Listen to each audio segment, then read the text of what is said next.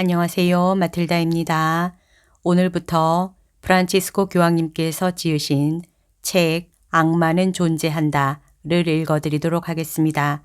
오늘은 머릿말을 읽어드리겠습니다. 그럼 지금부터 시작합니다. 머릿말, 프란치스코 교황이 말하는 악마. 악마는 존재한다. 악마는 21세기에도 존재합니다. 우리는 너무 순진해서는 안 됩니다. 우리는 복음에서 악마를 물리치는 법을 배워야 합니다. 프란치스코 교황이 2014년 4월 11일 성녀 마르타의 집 성당에서 집전한 아침 미사 강론에서 한 말입니다. 이 말은 악마에 관해 교황이 어떻게 생각하는지 그 핵심을 간략하게 말해줍니다. 이는 세 가지입니다. 첫째, 마귀는 존재합니다. 둘째, 악마는 제3천년기가 시작되는 지금도 활동하고 있습니다. 셋째, 따라서 우리는 어둠의 세력에 맞서 영적인 싸움을 효과적으로 하는 방법을 배워야 합니다. 이러한 주제가 중세에는 적합했을지 몰라도 지금처럼 인터넷이나 페이스북, 인스타그램 등이 발달한 소셜 네트워크의 시대에는 이미 지나간 것이라고 생각하는 이들이 있을 것입니다. 그런 이들에게 교황은 단호하게 말합니다. 너무 순진해서는 안 됩니다. 악마는 21세기에도 활동하기 때문입니다. 악마의 존재. 악마의 존재는 가톨릭 교회 교리의 유산에 속하며 성경과 성전, 교회 교도권의 가르침에 기초합니다. 가톨릭 교회 교리서는 타락한 천사인 악마, 디아볼로스 곧 분열시키는 자 또는 사탄 곧 고발자의 존재를 분명하게 단언합니다. 우리의 첫 조상들이 불순명을 선택하게 된 배후에는 하느님을 거스르는 유혹의 목소리가 있었다. 그 목소리는 질투심 때문에 그들을 죽음에 빠지게 하였다. 성경과 교회의 성전은 그 목소리에서 사탄 또는 악마라 불리는 타락한 천사를 본다. 교회는 그가 본래 하느님께서 창조하신 선한 천사였다고 가르친다. 악마와 모든 마귀는 하느님께서 본래 선하게 창조하셨지만 그들 스스로 악하게 되었다. 가톨릭 교회 교리서 391항. 이 천사는 타락했고 자유로운 선택으로 하느님과 하느님 나라를 철저하게 그리고 결정적으로 거부한 다른 창조된 영들이 그 불행한 발자취를 따랐습니다. 그들이 범한 죄가 용서받을 수 없는 것은 하느님의 무한한 자비에 결함이 있어서가 아니라 그들의 선택이 지닌 돌이킬 수 없는 특성 때문입니다. 악마의 활동. 예수님은 사탄의 행위를 더 본질적이고 분명하게 묘사하십니다. 그분은 악마가 처음부터 살인자로서 진리편에 서본 적이 없다. 그 안에는 진리가 없기 때문이다. 그가 거짓을 말할 때에는 본성에서 그렇게 말하는 것이다. 그가 거짓말쟁이며 거짓의 아비이기 때문이다. 요한복음 8장 44절 이라고 말씀하십니다. 이 간결하고 분명한 말씀에 악마가 영혼들의 구원을 해치는 두 가지 무기가 언급됩니다. 하나는 사람을 죽이는 맹렬한 힘이고 다른 하나는 기만적인 유혹입니다. 그 첫째 무기에 대해서는 성경의 앞부분 첫머리에서 가인이 동생 아벨을 죽인 사건을 기술하는 데서 이미 그 자취가 나타납니다. 이것은 역사의 첫 살인이고 여기에서부터 인간 역사를 피로 물들인 폭력의 악순환이 시작되었습니다.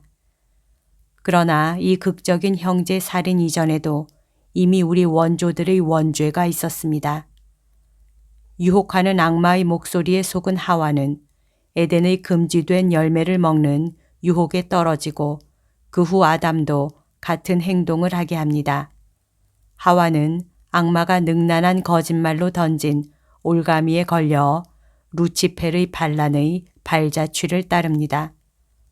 그러므로 인간 역사, 정확히 말한다면 창세기 1장에서 11장에 나타나는 원인론적 역사는 처음부터 살인과 폭력, 사람을 유혹하는 거짓을 무기로 사용하여 영혼을 영원한 멸망으로 이끄는 악마의 작용을 특징으로 합니다.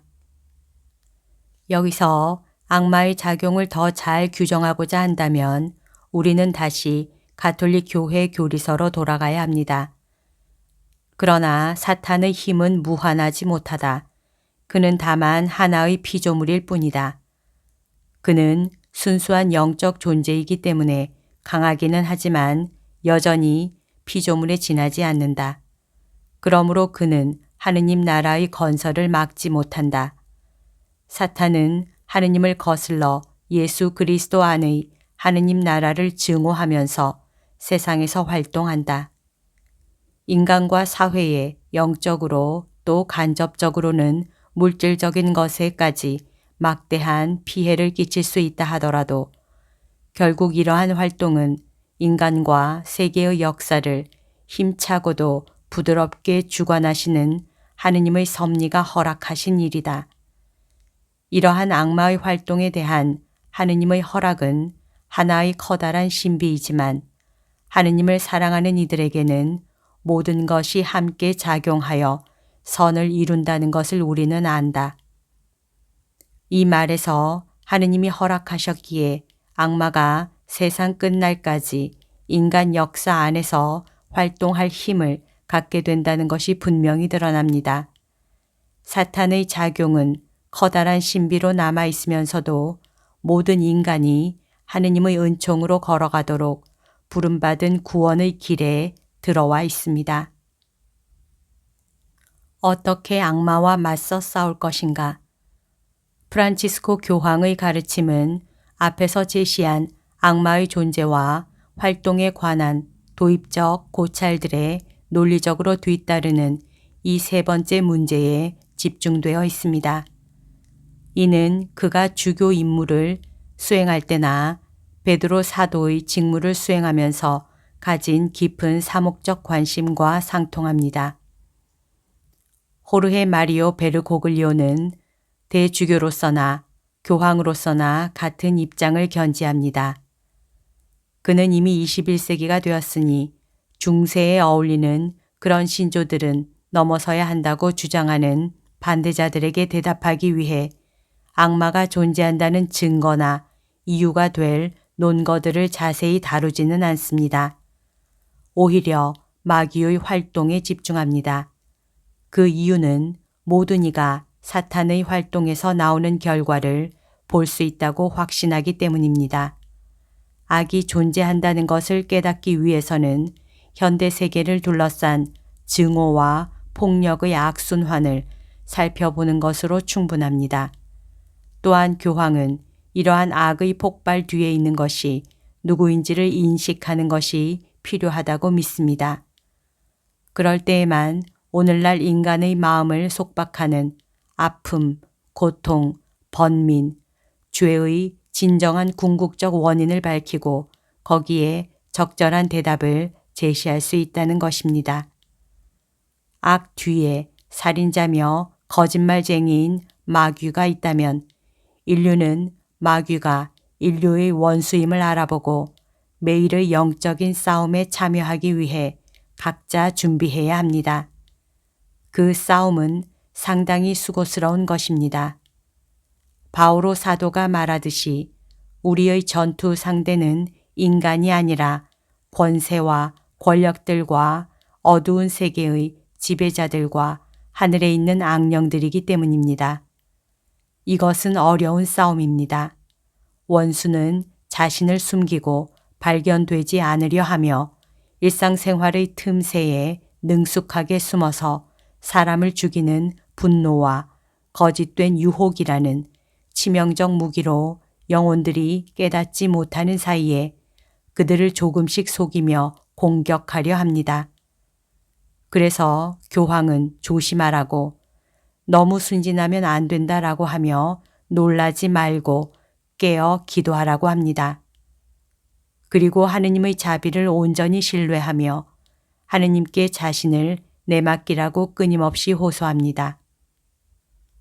복음서에서 배우기, 그리고 또 악마에게 맞서 싸우는 법을 배우기 위하여 프란치스코 교황은 먼저 복음서를 참조합니다. 그리하여 예수님의 가르침에서 현대인이 자신의 영적 싸움을 하도록 부름받은 구체적이고 실제적인 상황을 비추는 모든 부분을 찾아냅니다. 우리는 이 책에서 프란치스코 교황이 부에노스아이레스의 대주교로서 행한 강론과 연설, 교황 임기 동안의 자료를 살펴볼 것입니다. 오늘날 이 세상에서 악마의 활동이 강해질수록 교황은 우리도 이 세상의 우두머리에 맞서 늘 경계하도록 일깨웁니다. 그러면서 원수에 맞선 영적 투쟁을 점점 더 자주 언급합니다. 프란치스코 교황의 말은 과거의 엄청난 유산에 기초하면서도 앞서 언급한 사목적 관심을 우선하면서 언제나 단순하고 직접적이며 구체적인 가르침을 제시하므로 우리도 일종의 이중창을 구성하고자 했습니다. 교황의 말에 호응하듯이 성경, 교부와 성인들의 문헌, 교황 문헌과 교회 문헌을 함께 실어 교황의 메시지를 더 깊이 이해할 수 있도록 했습니다. 프란치스코 교황이 전하는 메시지는 더없이 절실하고 지극히 현실적이면서도 늘 예수님의 말씀에 희망과 믿음을 두고 있습니다. 그러면서 악마의 활동을 육의 유혹과 세상의 영에게 돌리면서 이렇게 단언합니다. 내가 너희에게 이 말을 한 이유는 너희가 내 안에서 평화를 얻게 하려는 것이다. 너희는 세상에서 고난을 겪을 것이다. 그러나 용기를 내어라. 내가 세상을 이겼다. 요한복음 16장 33절. 여기까지가 오늘 들려드릴 내용입니다. 다음부터는 책 내용을 읽어드리겠습니다. 오늘도 하느님의 뜻 안에서 서로 사랑하는 하루 보냅시다. 사랑합니다. 축복합니다.